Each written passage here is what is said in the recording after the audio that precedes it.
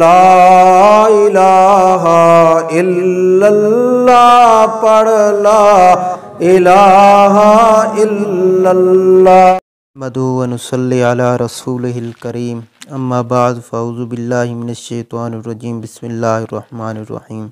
قربانی کرنا ہر صاحب نصاب پر واجب ہے۔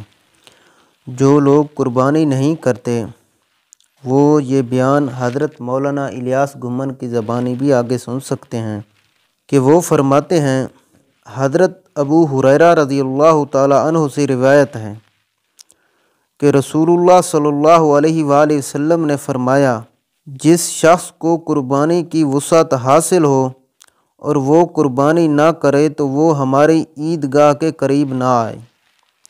وسعت کے باوجود قربانی نہ کرنے پر آپ صلی اللہ علیہ وآلہ وسلم نے سخت وعید ارشاد فرمائی۔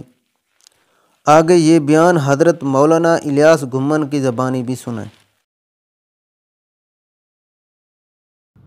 حضرت ابو ہریرہ رضی اللہ عنہ فرماتے ہیں، رسول اکرم صلی اللہ علیہ وسلم نے فرمایا، من کان لہ ساعۃ ولم یضحی فلا یقربن مصلانا، جو شخص صاحب نصاب ہو، صاحب استطاعت ہو، صاحب وسعت ہو، طاقت رکھتا ہو اور پھر بھی قربانی نہ کرے تو ایسا شخص ہماری عیدگاہ کے قریب بھی نہ آئے۔